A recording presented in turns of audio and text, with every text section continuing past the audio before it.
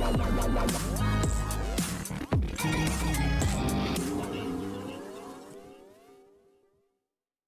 Everyone, you are watching serial Siyapa, जहाँ पे मिलती है शो से जुड़ी अमेजिंग जानकारी। बात करते हैं TV serial advocate Anjali Awasthi के आज रात के एपिसोड में। तो देखेंगे आप कि अंजलि को फ्लैशबैक आएगा अपने हस्बैंड अमन को हॉस्पिटल बेड पर लेटा देखते हुए कि कैसे वो उससे हमेशा से प्यार करता है, उसका ख्याल रखता है वगैरह वगैरह। अंजलि अमन को देखकर के काफ़ी इमोशनल हो जाएगी और उसे उसका प्रपोज करने का जो सीक्वेंस था वैलेंटाइन डे वाला, वो उसे बार बार याद आएगा। इधर आप देखेंगे कि उसे अपनी शादी के सारे सेरेमनीज़ भी याद आएंगी और यहाँ पर अंजलि अमन से कहती हुई दिखाई देगी कि आप बस जल्दी से ठीक हो जाइए, इसके अलावा मुझे कुछ और नहीं चाहिए, क्योंकि मैं जानती हूँ कि आप ये जो सिचुएशन में हैं वो कहीं ना कहीं मेरी वजह से हैं। लेकिन आप मेरा यकीन मानिए, मैंने यहाँ पर कुछ भी नहीं किया है।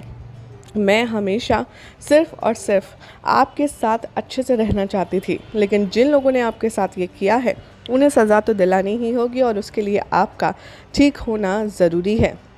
जब तक आपको इंसाफ नहीं मिल जाता तब तक आप कहीं नहीं जा सकते, आप नहीं मर सकते, क्योंकि जब तक मैं ये प्रूफ नहीं कर देती कि मेरी और आपकी इसमें कोई साजिश नहीं थी, तब तक आपको मैं मरने नहीं दूंगी। आप सुन रहे हैं ना, मैं आपको कहीं जाने नहीं दूंगी। इतने में अंजलि के पास पुलिस इंस्पेक्टर आते हैं और वो कहते हैं कि मैम चलिए, वो इंतज़ार कर रहे हैं, अब हमें चलना होगा। यहाँ पर अंजलि रोते रोते चली जाती है और अमन को अभी भी होश नहीं आता। इधर हॉस्पिटल में दिखाया जाएगा कि अमन बेहोश पड़ा है और अंजलि को पुलिस स्टेशन में लाया जाएगा, जहाँ पर उसके जो सीनियर इंस्पेक्टर हैं वो उससे पूछताछ करेंगे। वो कहेंगे कि अंजलि, मैंने तुम्हारे ऊपर सबसे ज़्यादा यकीन किया। मुझे लगता था कि तुम एक वफ़ादार, ऑनेस्ट और एक अच्छे कैरेक्टर वाली वकील हो, लेकिन तुमने आज मुझे गलत साबित कर दिया। मैं नहीं समझ पा रहा हूँ कि आखिर ऐसा क्या हुआ। तुम्हारा किरदार तो इतना अच्छा था, लेकिन तुम भी करप्ट हो गई और लोगों की तरह। आखिर ऐसी ज़रूरत क्या पड़ी थी आपको इस तरीके की हरकत करने की। तभी अंजलि कहती है कि सर, आप बिना सच्चाई जाने आप मेरे ऊपर कोई भी इल्ज़ाम नहीं लगा सकते और ऐसे कुछ भी नहीं कह सकते। तभी उसके सीनियर कहते हैं कि मैं कुछ भी कह रहा हूँ, सारे सबूत, सारे गवाह तुम्हारे खिलाफ हैं, जिससे ये सबूत से प्रूव होता है कि इस सारी साजिश में तुम ही शामिल थी। ये बात सुनकर के अंजलि को बहुत बुरा लगता है। इससे पहले वो कहे कि मैं यहाँ पर आपकी सारी बातें सुन रही हूँ, इसका मतलब ये नहीं है कि आप मुझे कुछ भी बोलेंगे। भूलिए मत कि मैं एक एडवोकेट हूँ, मैं एडवोकेट अंजलि अवस्थी हूँ और मेरे ऊपर जितने भी चार्जेस लगे हैं वो सब झूठ हैं।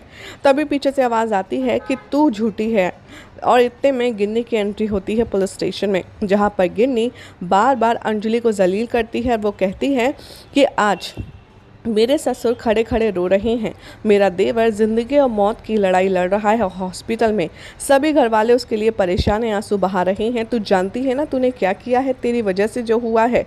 अरे वो ज़िंदगी और मौत की लड़ाई लड़ रहा है, इससे बेहतर तो मैं कहती हूँ कि वो मर जाए। तभी अंजलि शॉक हो जाती है। गिन्नी कहती है हाँ हाँ, मैं चाहती हूँ वो मर ही जाए, क्योंकि ऐसे ज़िंदा रहने से तो बेहतर है कि वो मर जाए, क्योंकि जब उसे पता चलेगा कि तेरा और मेरे पति का नाजायज़ रिश्ता है, ऐसे तो वो जीते जीते ही मर जाएगा।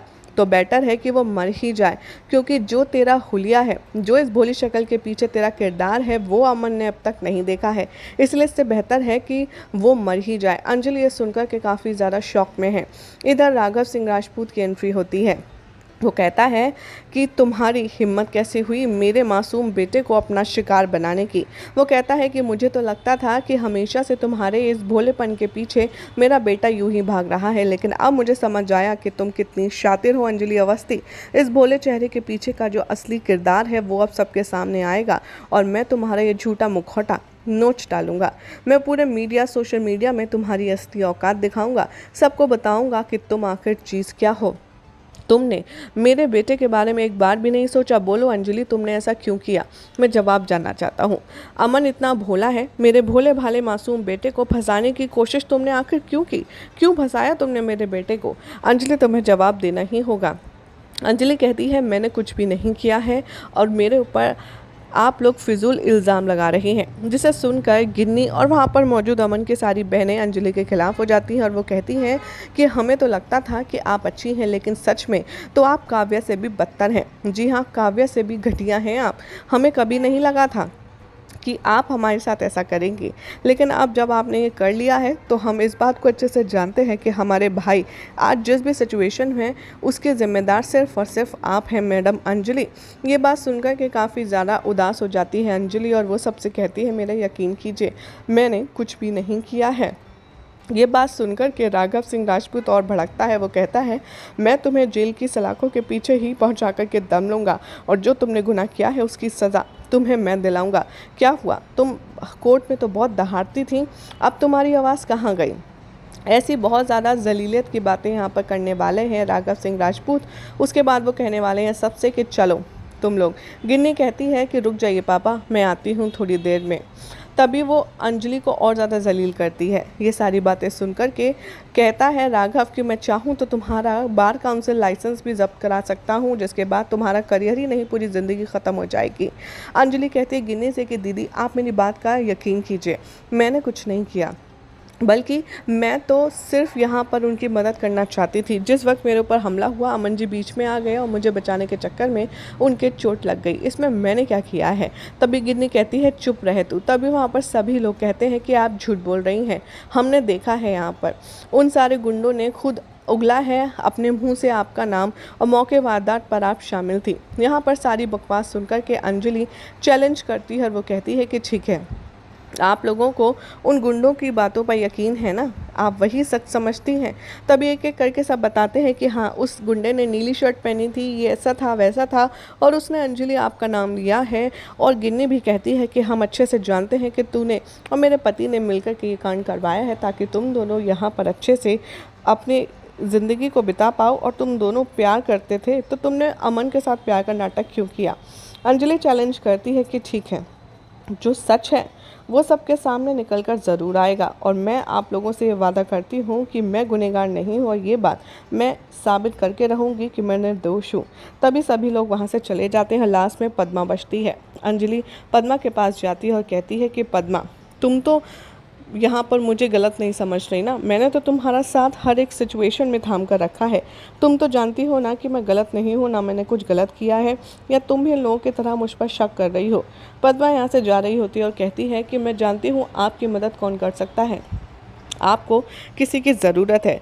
अंजलि यहाँ पर पद्मा पद्मा कहती रहती है लेकिन पद्मा वहाँ से चली जाती है। इधर दिखाया जाएगा कि अंजलि सोच में डूबी होगी, जहाँ पर वो राघव सिंह राजपूत की और गिन्नी की सभी की बातें सोचेगी और दोहराएगी और इधर इंस्पेक्टर उसे जेल में डालने के लिए ऑर्डर देंगे। जिसके बाद आप देखेंगे कि पद्मा की आवाज़ आएगी वकील दीदी, और जैसे ही अंजलि उठेगी वो देखेगी कि पीछे गौरव राजपूत खड़ा है। गौरव राजपूत को देखकर अंजलि हैरान परेशान हो जाएगी। जैसे ही वो कुछ कहेगी गौरव कहेगा कुछ कहने की ज़रूरत नहीं है। शेरनी के ऊपर यहाँ पर कोई इल्ज़ाम लगाए तो उसका मतलब ये नहीं है कि उसने स्वीकार किया ही किया है। फितरत ऐसी है कि तुमसे सब डरते हैं, इसीलिए तुम्हें झूठे इल्ज़ामों में फंसा रहे हैं। तुम एक तगड़ी कॉन्स्पिरेसी का शिकार हुई हो, लेकिन मैं जानता हूँ तुम्हें एक ही इंसान बचा सकता है, वो है खुद तुम खुद अपनी लड़ाई लड़ो, जो भी तुम्हें ज़रूरत पड़ेगी उसके लिए मैं हूँ और मैं ये वादा करता हूँ कि मैं तुम्हारा साथ कभी नहीं छोड़ूंगा। वेल अब देखना होगा काफ़ी इंटरेस्टिंग कि क्या अंजलि इतनी हिम्मत जुटा पाएगी कि वो अपने लिए खुद का केस लड़ पाए। क्या लगता है कॉमेंट करें, चैनल सब्सक्राइब कीजिए, नोटिफिकेशन बेल प्रेस करना ना भूलें।